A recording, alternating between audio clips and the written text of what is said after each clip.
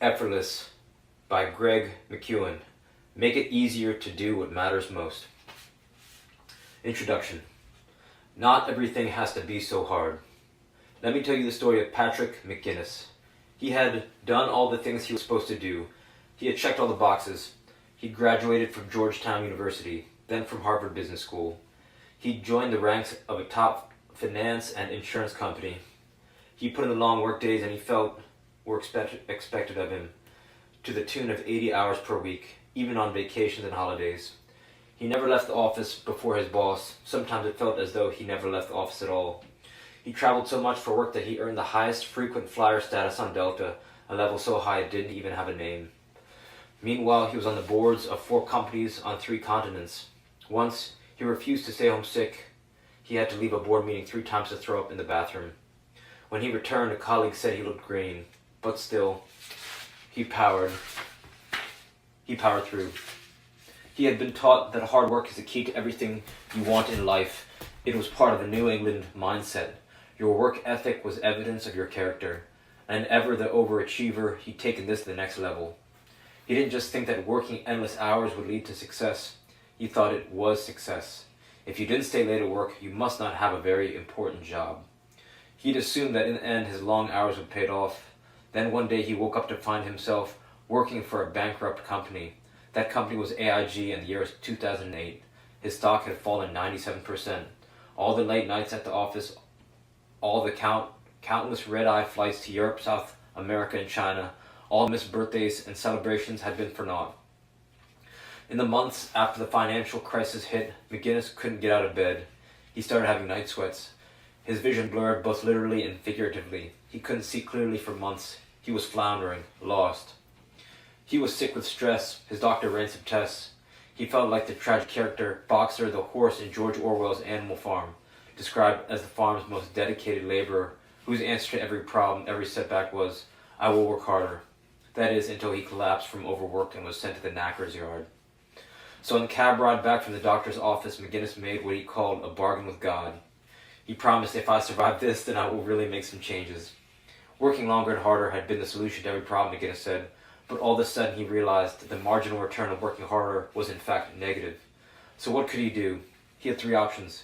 He could carry on and likely work himself to death. He could aim lower and give up on his goals, or he could find an easier way to achieve the success he wanted. He chose the third option. He stepped down from his role at AIG but stayed on as a consultant.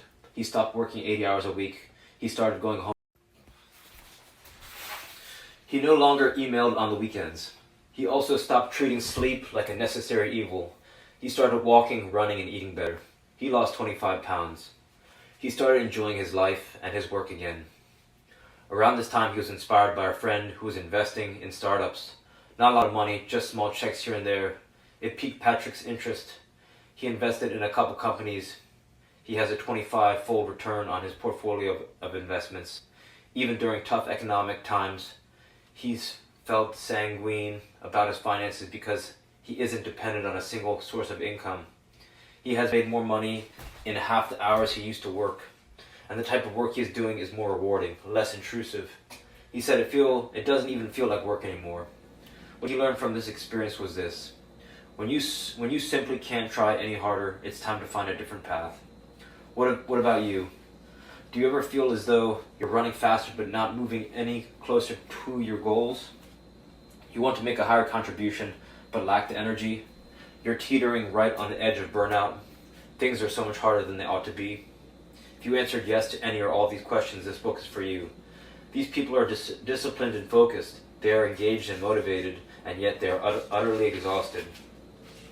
The Effortless Way. There's an ebb and flow to life. Rhythms are in everything we do. There are times to push hard and times to rest and recuperate, but these days so many of us are pushing harder and harder all the time. There is no cadence, only grinding effort. We live in a time of great opportunity, but there is something about modern life that is like trying to hike at high altitude. Our brains are foggy. The ground beneath our feet seems unsteady. The air is thin and it can feel surprisingly exhausting to make even an inch of progress. Perhaps it's the endless fear and uncertainty about the future. Perhaps it's the loneliness and isolation. Perhaps it's financial worries or hardships. Perhaps it's all the responsibilities, all the pressures that can suffocate us on a daily basis. Whatever the cause, the result is that we're often working twice as hard only to achieve half as much. Life is hard, really hard in all sorts of ways, ranging from the complicated to the weighty, the sad to the exhausting. Disappointments are hard, paying the bills is hard, strained relationships are hard, raising children is hard, losing a loved one is hard. There are periods in our lives when every day can be hard. To try to pretend that a book can eliminate these hardships would be fanciful. I didn't write this book to downplay these burdens. I wrote it to help you lighten them. This book may not make every hard thing easy to approach and carry, but I believe it can make many hard things easier.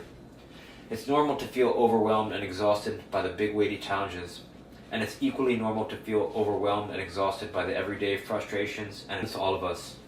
And these days it seems like it's happening to more of us, more often than it used to. Strangely, some of us respond to feeling exhausted and overwhelmed by vowing to work even harder and longer. It doesn't help that our culture glorifies burnout as a measure of success and self-worth. The implicit message is that if we aren't perpetually exhausted, we must not be doing enough. That great things are reserved for those who bleed, for those who almost break. Crushing volume is somehow now the goal. Burnout is not a badge of honor.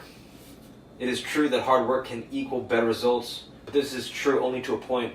After all, there's an upper limit to how much time and effort we can invest, and the more depleted we get, the more our return on that effort dwindles. This cycle can continue until we are burned out and exhausted and still haven't produced the results we really want. You probably know this. You may be experiencing it right now. But what if, instead, we took the opposite approach? If instead of pushing ourselves to, and in some cases well past our limit, we sought out an easier path? The dilemma. After my first book, Essentialism, the Disciplined Pursuit of Less, was published, I hit the speaking circuit. I had the opportunity to travel the country giving keynotes, signing books, and sharing a message that was close to my heart.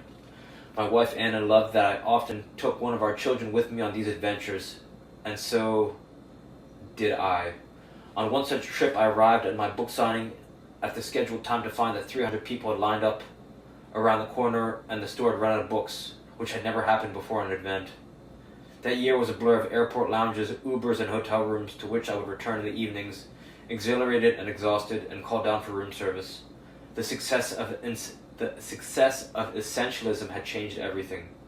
People who had read or listened to the book 3, 5, or 7 times wrote to tell me how the book had changed their life, or in some cases even saved it. Each of them wanted to share their stories with me, and I wanted to hear them. I wanted to speak in front of rooms full of people who were eager to become essentialists. I wanted to respond to every email I received from readers. I wanted to write personalized messages to everyone who asked me to sign copies of the book. I wanted to be present and gracious with every person who had a story to tell about their experience with essentialism. Even better than being the father of essentialism was being a father now to 4 children. My family epitomizes everything that's essential to me, so I want to invest in it fully. I want to be a true partner to Anna and to make space for her to pursue her own goals and dreams. To really listen to the children. I wanted to be there to celebrate their success.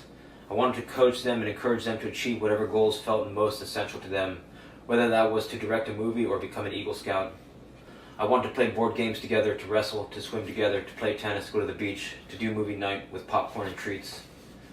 To make time for such things, I had already stripped away many non-essentials.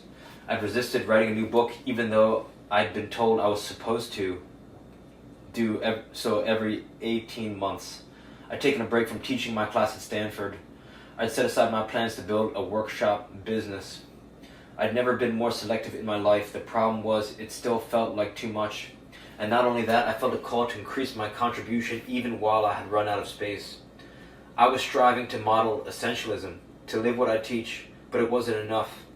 I could feel the cracks in an assumption I had always held to, that to achieve everything we want without becoming impossibly busy or overextended, we simply need to discipline ourselves to only say yes to essential activities and no to everything else. But now I found myself wondering, what does one do when they've stripped life down to the essentials and it's still too much? Around that time, I was teaching a group of extremely thoughtful entrepreneurs when someone had referenced the big rocks theory. It's a well-known story of a teacher who picks up a large empty jar. She pours in some small pebbles at the bottom. Then she tries to place some larger rocks on top. The problem is that they don't fit. The teacher then gets a new empty container of the same size. This time she puts the large rock in first, then the small pebbles in the second. The small pebbles in second. This time they fit. This is of course a metaphor. The big rocks represent the most essential responsibilities like health, family, and relationships. The small pebbles are less important things like work and career. The sand are things like social media and doom swiping. The lesson is similar to the one I ascribe to. If you prioritize the most important things first, then there will always be room in your life, not only for what matters most, but also for other things too. But do the reverse and you'll get the trivial things done, but run out of space for the things that really matter. But as I sat in my hotel room that night, I wondered, what do you do if there are too many big rocks?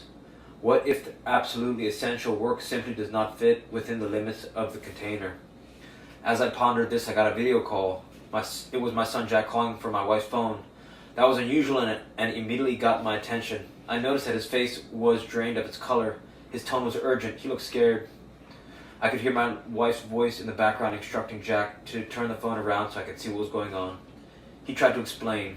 Eve, something really wrong. She was just eating and her head started moving. Mom told me to call you. Mom told me to call you. Eve was having a massive tonic-clonic seizure. The adrenaline got me through what I did next, hastily packing and taking the red-eye flight back to my family. But what would follow in the days and weeks ahead left me emotionally drained. There were the hospital visits, the consultations with medical experts, the endless phone calls from friends and family who wanted to know how we were holding up and how they could help. Meanwhile, I discovered that all my other responsibilities didn't miraculously disappear just because I was in the middle of a crisis. There were still keynotes to reschedule, flights to cancel, essential emails to answer. The walls closed in around me. I was burned beyond belief. I was suffocating at times. I wanted to collapse under it all. It was torture. This went on for many weeks. Eventually, I recognized the situation for what it was. I was burnt out. I literally had written the book on how to become an essentialist, and here I was overwhelmed and spread far too thin. I felt self-imposed pressure to be the perfect essentialist, but there was no non-essentials left to eliminate. It all mattered. Finally, I said to Anna, I'm not well. Here's what I learned. I was doing all the right things for the right reasons, but I was doing them in the wrong way.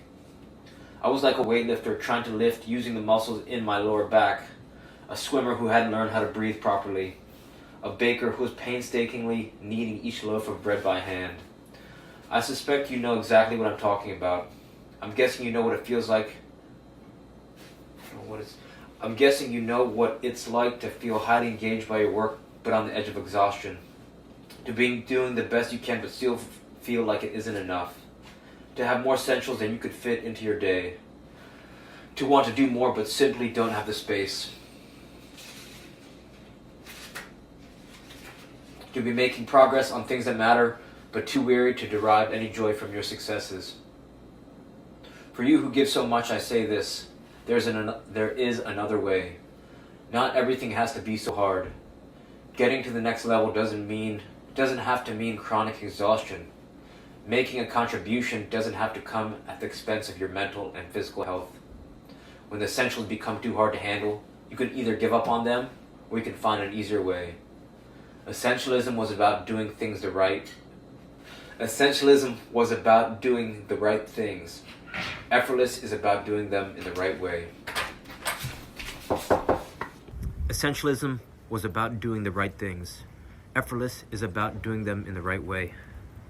Since writing Essentialism, I've had a rare opportunity to talk with thousands of people, some in person, some via social media, and some of them on my podcast, about the challenges they face in trying to live a life that really matters.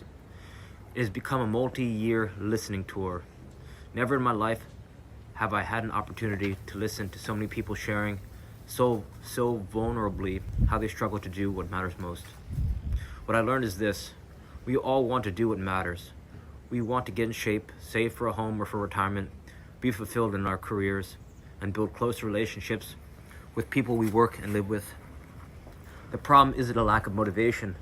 If it were, we would all already be at our ideal weight, live within our means, have our dream job, and enjoy deep and meaningful relationships with all the people who matter most to us.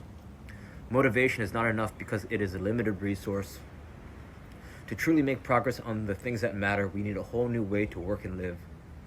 Instead of trying to get better results by pushing even harder, we can make the most of essential activities the easiest ones. For some, the idea of working less hard feels uncomfortable. We feel lazy. We fear we'll fall behind. We feel guilty for not going the extra mile each time. This mindset, conscious or not, may have its roots in the Puritan idea that the act of doing hard things always has inherent value. Puritanism went beyond embracing the hard. It extended it to also distrusting the easy. But achieving our goals efficiently isn't unambitious, it's smart. It's a liberating alternative to both hard work and laziness. One thing that allows us to preserve our sanity while still accomplishing everything we want.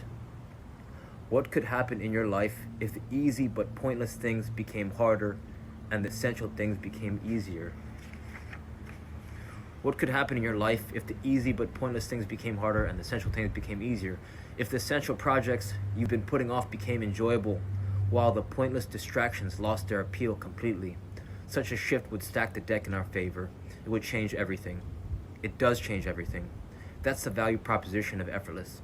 It's about a whole new way to work and live, a way to achieve more with ease, to achieve more because you are at ease, a way to lighten life's inevitable burdens and get the right results without burning out.